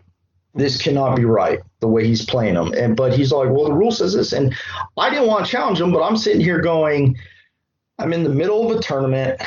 I'm trying to do well at this tournament, and now because a player doesn't know the proper rules, I'm probably going to lose this match, because I don't want to be the guy to go to the TO and be like, hey, TO, I don't want to be that guy. But at the same time, it's like, there's got to be some way to standardize the rules. Unfortunately, in my talks with Phil Yates, Battlefront can't support it. So however it happens, it would have to come from the community. Mm-hmm. And I don't know how that would happen because you get 1,000 different rules interpretations. We play in a lot of events, and we're very regional players, like I said, between Ohio, Indiana, Kentucky, Tennessee primarily. Mm-hmm. So I wouldn't say that we travel, nationally, but at least regionally. But even with that group, when we had Masters, one of the guys, Christian Sorensen, coming in from California. I know Christian. Yep, I know Christian. There was a rule interpretation that he had to do with visibility and line of sight with woods and short terrain like wheat fields and stuff, where we would think that if you only could see partial part of a vehicle hidden behind a woods, that it was concealed. Right? If it wasn't in the woods, it was behind the woods, and like a portion of it was visible, past the edge of the boundary of the woods. That's not concealment. If it's and it is, sure enough, it's right in the rule. So, and this was a lot of elite players all over the U.S. and almost none of them except for Christian knew that rule. And it was like a shocking thing that, wow, we've been playing version 4 since it came out, and we had all these folks that just not, we're still playing in the version 3 mindset, that one specific interpretation. So apparently partial concealment is only tall terrain that includes hills and buildings. Right. So trees don't do it. And that just never blew my mind. I was fine with the rule. Sure, when you read it slowly, it's exactly what it says. But it's just one of those things that so many people get used to their local meta. I can't tell you how many times I've been to a tournament and played a relatively a guy who doesn't travel much. I don't want to say new, but someone just does well, that's not how we play it. Like, well, that's actually not the rule. I mean, if you get outside your travel, increase your gaming audiences, you're going to learn new stuff from new people, and you'll eventually get to the point where you're playing it mostly right. Yeah, and that's why I think there needs to be some standardization in the tournaments. There's got to be, because like I said, that player who played his Panzerfaust trap teams wrong, it cost me a game. And, when I'm in the middle of a tournament, and this is my personal belief, guys, but if you're in a tournament, that's not the time to be learning the rules. Right. Yeah. And it's not the time to be learning your army. Yeah, it happens. It does happen. Yeah, it's happened to me too. Mm-hmm. Yeah, me too. I learned in my last tournament about allocation of hits in close combat. I didn't realize when there's an option, a team could hit 2 of the defending teams. You'd think the attacker gets to allocate those hits, right? Oh, I hit you. I pick who I hit. No, the defender picks who of the eligible teams takes the hit. I'm like, really? Yes, you go. You look, if there's a bazooka team and an infantry team, and you're fighting in, with them with a tank, you want the bazooka guy to go. But no, the defender decides who guy to go. Huh? Yeah. And see. There's an example right there. I didn't know that. Yeah, and I trust me, we're quite veteran players, but there's a lot of little nuances and a lot of minor things that can. And sure enough, it was John Meyer showed me that, who was showed that by Chris Jackson. So of course, Chris Jackson would be one of these. I'm like, no way, that can't possibly be true. I said, I hate to make you show me the rule, man, but I just do not believe that.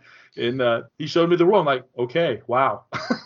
So the last point in these well, actually, there's last 2 points. Bear with me, guys. The last 2 I want to talk to you was one. I talked with Joe Lewis at Battle Rankings about the feasibility of not just individual rankings, but club rankings. Uh-huh.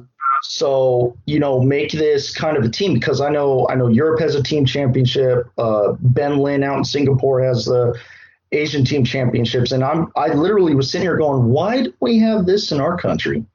Because, there's plenty of teams. There's Able Company, Lost Angels, Desert Nomads, et cetera, et cetera, et cetera. And it doesn't have to be serious. I mean, but again, when you go to these big tournaments, we all know each other, so how fun would it be to toss in a little bragging rights or a little friendly, team rivalry due to the standings? That'd be kind of fun. So that's something I'm looking at, working on. Did you play back in the days when there was rankings headquarters? It was before Battle Rankings. The folks from New Zealand who did it. When they first started, rankings for Flames of War back in the day. This might be going back 7 or 8 years or even longer. Yeah, too far back. Well, they had that. So look, just like Battle Rankings HQ now, the same kind of setup, the same kind of thing. Although it had more of the world, it had Australia, Europe, but it also had your club name in addition to your name and so right. on. So that was there in the past, and then somehow when Joe transferred it over, it went from Rankings headquarters to WWPD, and I think Eric Rhea used to maintain it there. I remember when WWPD closed shop, Joe Lewis picked it up. So somehow between that 2 levels of translation and transfer, that identification of your club dropped out. Mm-hmm. So I would think it'd be an easy thing to put back in. I agree with you for the it'd be kind of cool to just see who's the top club in the nation, for what that's worth. Just bragging rights. And like I said, it's just bragging rights fun. Some people have been like, oh, I don't want points. It makes it cutthroat. But again, you're missing the point that most of the players at these big tournaments, we know each other and we're friends. Right. So that counts for a lot. It's like you're not going to rub your friend's nose in the dirt just because, your team is a little bit better than his team. You're generally speaking, you're not going to do that. Some people will do that, and I don't like people like that. But the last thing I want to touch on that I think is a very good idea, and Tom, you kind of touched on it earlier, was the red versus blue. So besides regions, you can also divide up tournament play into, I guess, leagues, for lack of a better term. You have your straight tournament league where it's all competition and, tournament play. But then you have your historical, your red versus blue, your narrative-driven stuff, and that can be a tournament that players who, quote-unquote, aren't tournament players can go play in and still get the tournament experience, but above all, that social experience that, we all in the hobby enjoy playing with our fellow players. So that's something else that I've gotten a lot of feedback on, like, hey, how about a historical league or a historical tournament? I think that's a great idea. The thing is again, it would have to come back to the crosstalk. How are you going to deconflict? Like, okay, I'm going to do this kind of tournament this month. So if you guys want to run this historical tournament the next month, we can, support you in it. So that's another option for the community that I would really like to see and work towards. You got your competition, then you got your historical stuff. We have seen Firestorm events where it's a tournament, but it uses the Firestorm format. So and I've run 1 or 2 of them myself. And what I did was the Firestorm troops, the extra bonus units, we did it like whoever was at the current bottom of the standings, they got to fight the battles that had the Firestorm troops. So if you were doing poorly, you got some more stuff infused into your force. So it kind of leveled the playing field a little bit as time went on. And that's a pretty fair way to do it, I think. Yeah, it was pretty interesting. So, and we did that for a D-Day event once, and I may have only done it once, but I definitely at least did it once for D-Day. And I think I know Shifting Sands has used the Firestorm format with Firestorm troops. Not sure how they get at the Firestorm troops, but I imagine that might be used as a handicap. Oh, well, so you lost that first round? Well, here's 2 tigers to help you out in the next round. No problem. I'll take 2 tigers. The whole thing was generals, you'd have two players from each side kind of designated as generals, and they decide who's going to be fighting what battles on the map. Mm-hmm. And so, they could then give their players that were – and so you try to have a team win, and basically – either side A or side B win, and even if you only scored 1 victory point the whole tournament, your side won, you contributed 1 of those points to their winning total. You get a contribution. Even so, it's kind of cool to do it that way. So you weren't like, it's just me getting my ass kicked in 2 or 3 rounds. But no, I came through in 1 round and I helped the cause, and it pushed our team over the hump. To win as a team. And that's actually really cool. I really like that idea. Yeah, it's pretty interesting to do. Well, I'm excited. I think this is timely discussions to be having. I know these are just initial discussions. There's a lot of more things to work out and details, and I'm glad you're talking to Joe and Battle Rankings. I think that's been a consistent even through the COVID to help tie things, at least as far as the results. we could do better there on getting information. We'll certainly try to do our part. Anybody who's listening who wants to let us know what's going on, we will advertise your event each month. Let the folks know what's happening, and we will cover the results.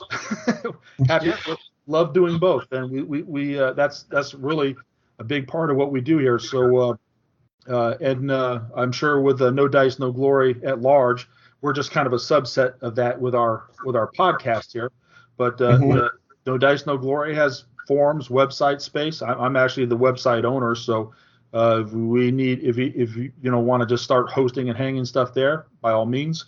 Battle Rankings, they own their own site, so you can hang stuff there or create your own. That's fine too, and we'll just all hyperlink and cross-link and make sure. I mean that's something to consider, because another thing I was looking at, and I talked with Ben up in Washington about, it's like the infrastructure is already there. It's already there. You just got to put the pieces together. So, right. If I can come on to No Dice, No Glory and start a forum or rankings or what have you, start putting the pieces together, then yeah, I'll definitely take it. Yep. And I'll definitely pass that along to Ben and, other like-minded individuals. Yeah, and even if it's still on different sites, as long as they're linked. I don't mind if I go through Battle Rankings for results and another site for the upcoming events, and that's fine. It'd be nice to have one-stop shopping. Boy, we could just get that way, and maybe it's a new site, and we shift components and whatever. But I do definitely think this is a worthwhile. We're all eager and anxious to come out of this COVID situation. Yes. Eager and anxious to get back to gaming, but we need to make up ground. We've lost players. There's a lot of demand, a lot of competition for players' attention. There's all sorts of good games out there. This is a great system. There's great people that are involved in this community, and we want to continue to try to build it up and expand it. And this is some great ideas to be having, to be ready for when this COVID thing is out of the way. Let's have a plan in place, and that's why I was so inspired when I saw what you posted. I knew not all the answers are there yet. I got it. All right, this is some kicking the can around, but we need to do that now, because we're hopefully come the end of the summer, we're relatively back to normal. Yep. I think we should have a game plan for that. And I think you're the only one that's actually trying to put something together that I know of right now, beyond and above what already exists. Mm-hmm. Well, and it's honestly, Tom, because I love the community. I do. Kind of not trying to get sappy on you guys, but after all my combat deployments, I did 5. It's like gaming was my my go-to to come down off all that, and I see myself as wanting to give back to the community because of what the community's given me. Yeah, absolutely. Very Cool. good.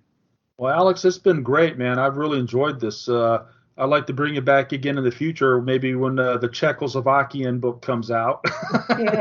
Well, I'm getting ready for it, and I'm keeping my eye out. All right. So we'll keep you on the speed dial for the Warsaw Pact forces to talk about at least the Czechoslovakians.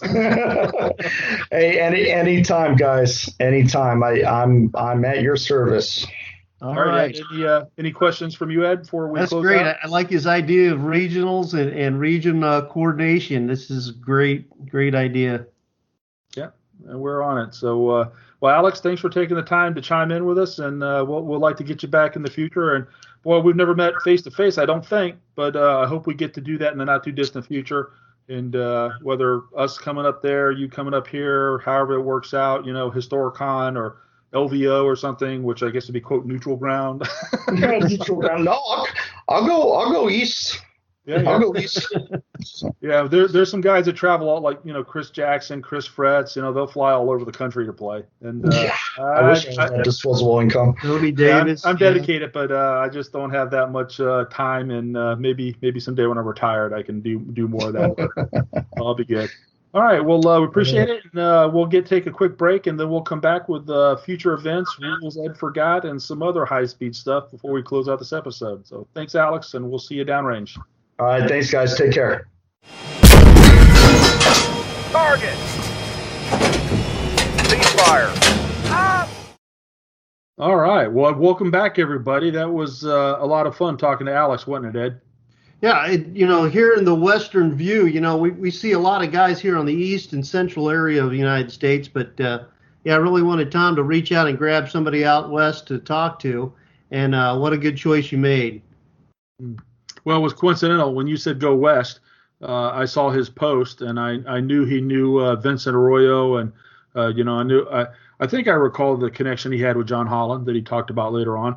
But but what really caught my attention was just his proposals and trying to get some ideas going. I'm glad some folks are thinking about doing that. Certainly will support anything that helps build and strengthen the community and the communities across the nation, and I guess the world, because he was talking about with Canada and overseas even. So we'll see how far this can go, and certainly want to support and applaud anything that does achieve. So let's go into rules Ed forgot. Dun, dun, Well, since I dun. can't remember anything, Tom, why don't you figure out what you forgot and remind me what you forgot? Yeah. This time it was rules Tom forgot.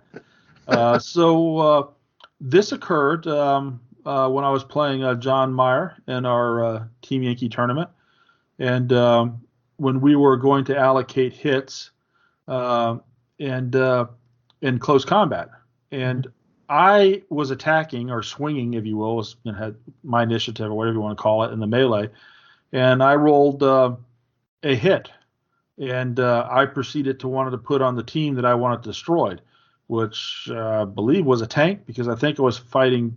There were two tanks I was fighting, and one was bailed and one was not bailed, and I was like in contact with both of them, right? So I wanted to be able to put the hit on the bailed tank, the operational tank, not the bailed tank.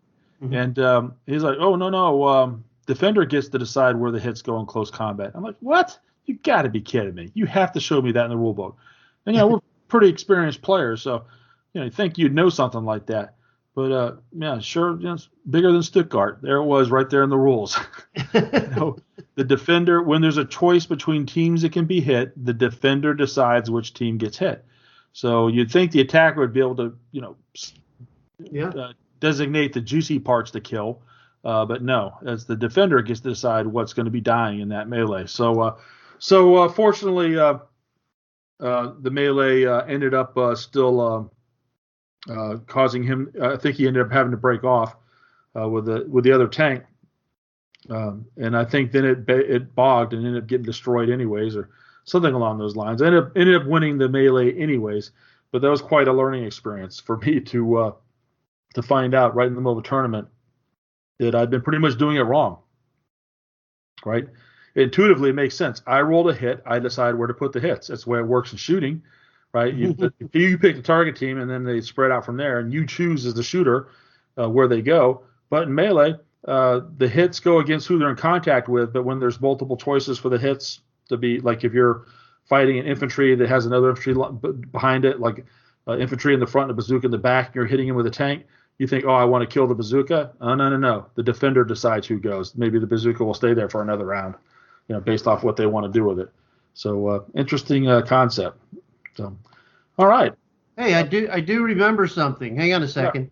Yeah. It has to do with 8-inch command distance. What was that about? Do you remember? Yeah, that was in our game. It was the threshold at which point units get to use the 8-inch command distance instead of 6 inches. Mm-hmm. It's really easy to remember. If you have 8 teams or more, your command distance is 8. Okay, there you go. That was it. Yeah. Okay. Okay, I remember now. So you don't have to have 12 teams, and you don't have to have all those big numbers like, where the threshold where you have to take more hits to be pinned and all that stuff. That doesn't apply. If you have 8 teams or more, your command distance is 8 inches. That's all there is to it. Good deal. And that's the same for Team Yankee and Flames of War. So, which was really good, because remember the earlier versions of Team Yankee, they had that 16-inch, or that, you could have like a 16-inch line if you were in line formation. Mm-hmm. That was just so hard. And what is a line formation? Lazy zigzag, and it was just a kind of a mess. So this kind of keeps it easier as far as dispersion and stuff goes. So so we had 2 rules, rules that Tom forgot and rules that Ed forgot. So twofer bonus. All right, good deal. And I almost remembered it. Yeah, you did remember it. You did remember. You did remember what you had forgot. But I remember you filled it in. I just remembered that there was something I forgot. Yeah, well, that's But good. it had to do with the number 8. Hey, Ed, that's improvement. I know. I must take some more Prevagen. Yeah, what do you get at with the Vita vitamins or something? I don't. Jellyfish, dehydrated jellyfish pills. Yeah. Yeah, that's good. That's good. Yeah, I'm growing tentacles. Yeah, there you go. Yeah, in unsightly places. Yeah. We'll save the Nurgle stuff for the Games Workshop brothers and sisters. Good deal. Okay. So Well, let's see. Rules we forgot are plans for 2021. Yeah. So I know what I'd like to do. I bought all this Team Yankee stuff for Christmas, two starter sets and about basically $300 worth of stuff. And so I've got a lot of painting I need to do. So I want to have something in addition to my West Germans. And that being the case, I understand there's another West German book coming out in the future, which it would be really cool. So I'll be able to build on my my West German forces now. But right now, between now and then, I want to get possibly work on my Americans and get an American force there as an ally unit I could potentially drop on later. Yeah, for Team Yankee. But what about your early war French? Your Great War French? That was last month's plan. They keep slipping I've back. got them already ready. I've got them primed and based. I just need to put on some blue paint and get them going. It would take. Most of the hard stuff's been done. I just need to get the details. We're going to have to run a Great War tournament just to get you some initiative to get those things done. Yeah. That's about the only thing that gets you painting, right? Yep. I mean, I could put together an armor formation and an infantry formation with the French. I got it all. Yeah, I know. Just got to finish it. Well, my Germans are waiting. They've been done for like 2 years now, 3 years even. 3 years. Yeah, they're ready to go. So, fortunately, I have Brits. I can play against my own stuff. That's right. So, all right. Well, model-wise for me, definitely not going to be trying to do 404 teams or even 365 teams. I'm going to continue to track and continue to update as I get stuff done. And I guess my goal is to make sure I paint more than I buy, so I continue to whittle down the backlog. But I do have a lot of Team Yankee US, and I really need to buckle down and make that my main painting effort for Team Yankee. For Flames of War, I really need to do a German infantry force. Now, that sounds funny from the guy who's been playing German infantry in a campaign for the last month, but the reality is I only have one German infantry force, and they're my Fallschirmjägers. And my Fallschirmjägers are like right now in this campaign, they're running as Waffen SS, Panzer Grenadiers. They have been beach defenders. They have been grenadiers. They have been occasionally even have been Fallschirmjägers. They've been Luftwaffe, a 16th Luftwaffe division. They've been anything German under the sun that I've ever played for infantry base because they have all the kit. But I have the models. I just need to get working on them. And I think I would like to do I have the Storm Grenadier. I think I want to do those. And I also would like to get I'd like to have a late war Panzer Grenadier force. It's all plastic, kind of like I have for mid-war. And I might actually do a Waffen SS, with the autumn camouflage and half tracks and all that kind of stuff. And just go to town and just do it entirely in plastic, all the support stuff and everything. That'd be kind of a fun project. So those are the things I'm looking at doing for painting wise. How about gaming wise? Gaming wise, I want to get that Brad Gratian Firestorm campaign going, and I want to talk to you about getting that going and when we want to get it started. Well, our Minsk campaign only has one more game left before I win it. Well, yeah, there's no way I can win it. I've got all 4 of the main battles and 3 of the 4 side battles. Yeah, and one of the 4 side battles. One of the 4. Yeah, you won all 3 of the 4 main, and 1 of the side battles. This last one, I'd won the other 2 side battles. Yeah, but so we're going now for bloody.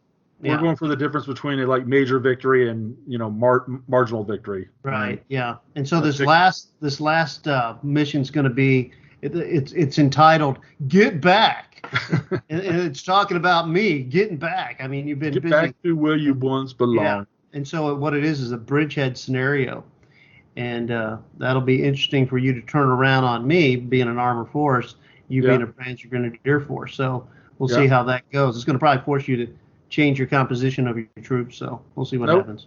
Well, I will not change it. We will fight with what we've been fighting with. So you go to war with what you got. Yeah, that's right. They've served me well. We'll let them go another round. Plus, so we'll just do that.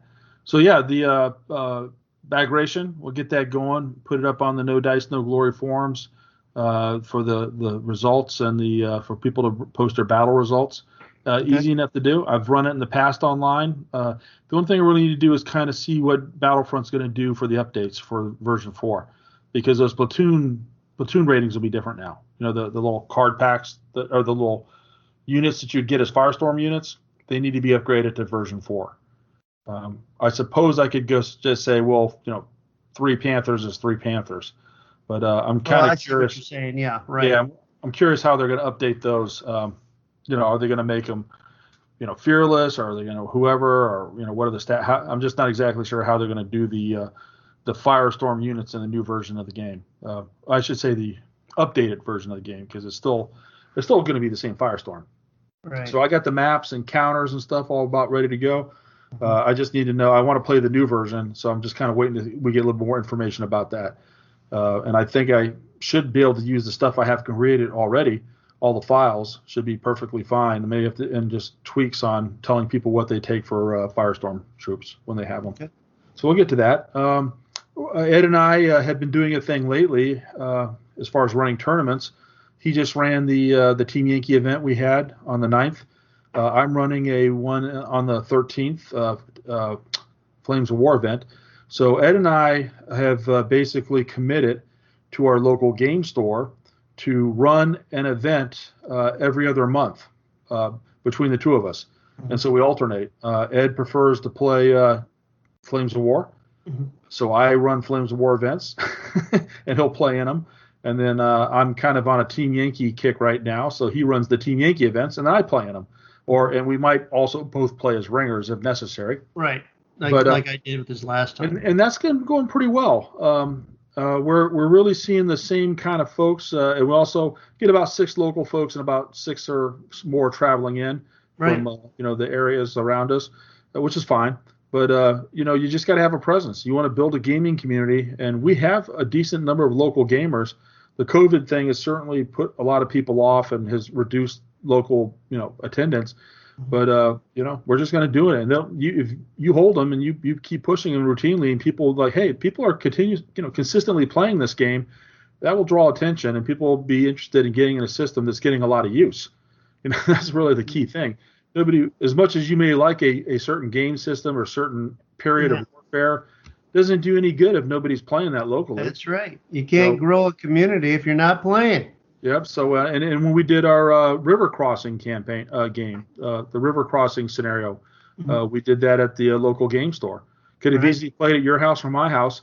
Would have been a little bit more safer, I guess, because as far as it just be limited to people. But again, people wouldn't see that we're out there still doing these battles. And we still got a little attention while we were down there. Some people came and looked, so that was pretty cool. Well, when during your Team Yankee event you had on the 9th, one of the local players who has never played historicals, not that Team Yankee is specifically historical, but he bought a lot of Team Yankee stuff. I think he bought the starter set and 2 other packs to get him started. Yeah, his name's that's good, Damien. and that's all because he saw us playing there, and he got really interested in it. Yeah, and I tried to buy some of his Star Wars Legion stuff that he was trying to get out of, but I didn't quite get there quick enough. Damien, I believe is his name. Yep, that's right. So looking forward to getting some games in with him and Team Yankee, and hopefully through Team Yankee, maybe he'll get some interest in Flames of War at some point. Yes. Yeah, right. So here's a guy who never played a single, historical game before. had solely been, a science fiction, fantasy type player guy. I think that's the case because I know he plays Legion and I know he's done some 40K and some other stuff, but He said 40. He told me 40K. I'm pretty sure. Yeah, that's like a 90% probability for any male in a game store. Yeah. You're probably that the or only Magic guy. cards, one or the other. Yeah, that Magic. You're about the only guy I know who never played 40K. I never played 40K. I never played 40K. You played Star Wars Legion, though. Yeah, I did. Play once. You played those rebels. My stormtroopers beat them up. I know. Yeah. So, any case, so we're glad to have Damien join our local gaming community. But again, that's wouldn't have happened if we weren't running an event on that day. And then he's got friends that he's going to bring in. It's just a cascading effect there. Yeah. So, folks, if you're lamenting your local gaming situation, you're not out there pushing hard enough. I mean, ask yourself what you can do for your game store. Yeah, and your own hobby. Damn it. Ask not. That's not what. Exactly. So if you're enthusiastic and passionate, that will wear off on other people. They will perceive that, and that's what this guy saw. He came in, and he must have seen the merchandise on the shelf before and wondered about it. But he came in, and there's 12 people throwing dice and having a good time, and some spectacularly painted armies on some really decent terrain, and boom, sold. So there you go. Yeah. All right. Well, let's transition to upcoming events that we actually know about. So we know about the one that you're going to do. So tell us about that one. So on the 13th of February in Elizabethtown, Kentucky, at Hard Knocks Games, I'm running a 150-point late war open. I'm making this open because when we get to the Wolf Craig section, you're going to see we're doing a lot of East Front otherwise. So again, I know we have people, local players who only have U.S. D-Day, Normandy themed stuff, and British and so on. Mm-hmm. So since we're about to go into a period of very intense East Front action, I want to make sure that local players who had the other Allied forces had a chance to get them out. So that's why we're doing it open. And I think it's about half full already. It's a 12-player event. We could probably bump it up to 18 if the governor lets us, based off, space limitations and so on. But we've already got people signed up for it, about half full. So looking forward to that. Good. And then after that, a couple weeks later up in Newark, Ohio, John Meyer is running another event. And he's also doing a 105-point late war open. Noticing a theme here? We keep doing the same events. Yeah. Keep doing the same events. So hopefully John will be able to come back down and with some of his local players. Carl. We're going to have to talk about us going up to that one, the one in Newark. So see if we can coordinate that. Yeah, I believe Charlie Clay's going to be there, so maybe we can, get with him on crashing at a hotel or something. Yeah, that sounds like a plan. We almost did that back in January. So just some other things fell into place that kept us from being able to do it. So we'll like to get up there. And Carl's planning to come down from Cincinnati for our event. He'll be playing British. Good. So good. You get to see Carl. So that's the 27th of February. And then we go out into March. And then on the 13th to 14th March, we're playing Wolf Craig. Now, Wolf Craig is our big annual event, as many of you out there know. Typically, we're close to 50 players. And it's always red on blue, and it's been exclusively Flames of War. But this year, because we couldn't get so many players in because the state limitations, we're doing an event on the 13th of March, which is a East Front red on blue late war, right? Soviets and Germans on the East Front, and Hungarians or whatever. And I don't think we'll have that book by then. And then on Sunday. Normally it's a 2-day event, but there's no point to having a 2-day event for 16 players. So he said, well, we got people traveling. Let's do 2 different tournaments. So we're doing Wolf Craig on Saturday, Flames of War on Saturday, and Team Yankee on Sunday. And that's set up for 16 players. And both those days are full with a waiting list for both Saturday and Sunday. So, and now that's the local. You and I are on that weekend, Ed. Okay. So they wanted to make sure local players had a chance to sign up first, and we almost filled up all the slots with just local players. So then Hard Knocks Games said, okay, we'll run Wolf Craig again. So I'm calling it Wolf Craig 2 the next weekend. And in this one, the out-of-towners had priority. And it's also filled up with 16 Flames of War players for Saturday and 16 Team Yankee players for Sunday. So that's the 20th and 21st of March, Wolf Craig 2. Or Wolf Craig local and Wolf Craig out-of-towners. So basically there's actually 4 separate Wolf Craig tournaments this year. When you look at it, there's 2 Saturdays and 2 Sundays over the course of 2 weekends. So we'll be cranking out some gaming here locally. Yeah. And that pretty much covers all we know for what's coming up in the future. All right. Yep, that's all I know about. I know. And so, folks, if you have events, now I go to the Flames of War forums to check to see if there's anything posted. I go to the No Dice, No Glories forums event section to see if anything's posted. And I certainly try to pay attention to Facebook when people post about events and create them and so on, and try to keep in touch with those. So I do my best to try to understand what's going on out there in the field. But if you have an event that you want us to advertise or to talk about the results of later, you got to let us know. There's like this event in Utah. I didn't know it was going to happen until I got Corey sending me the results. I didn't even know, so we didn't get a chance to advertise that. And this goes back to our discussion with Alex Montalvo earlier in this podcast, right? Our main Heroes of the Hobby section. We don't have one-stop shopping. We don't have one place to go to see what's happening, anything in the U.S. and Canada as far as events goes. So I hope if anything comes out of the efforts he's putting into it is we have that. And we're certainly glad to be part of that. And we'll certainly verbally cover that on the podcast, but we've got to know. And right now it's about 18 different places I'm trying to skim information from. And sometimes people don't even post stuff there. Right. They're just running, like Indianapolis runs a lot of events. They probably have one scheduled in February right now, but only the local guys know about it, because they're very controlled on the number of people that can come, and then they prioritize local players getting into those tournaments. So, so there you go. So I don't even know what they're doing up there. Although tonight's the Able Company painting session actually started 36 minutes ago. So maybe we could dial into that and find out what guys are up to. What they're doing. Yeah. So, anyways, anything else we need to cover, Ed, or is that going to take care of it for us? That's it for now. Let's hear it from out west, and you guys send some word. We know you're listening, so get out there and let us know what's going on. Yep, and where can they find us? Right here. BattleVault, No Dice, No Glory. Yeah, No Dice, No Glory. You can go to the forum and post something, and then you can email me directly, and that would be a podcast, PODCAST, at BattleVault, BattleVault, all one word, .com. So you can email us. If you know me on Facebook, you can Facebook message me. You can let Ed know by email or by Facebook. He's occasionally on there, and or you can post in the forums or post them on the Battlefront website or the forum there with their events section. So keep running events and let us know what's going on, and we'll be glad to share your trials and tribulations with the world. Sound good? All right. That sounds great, Tom. We'll see you guys next month. Take care. Y'all have a good one.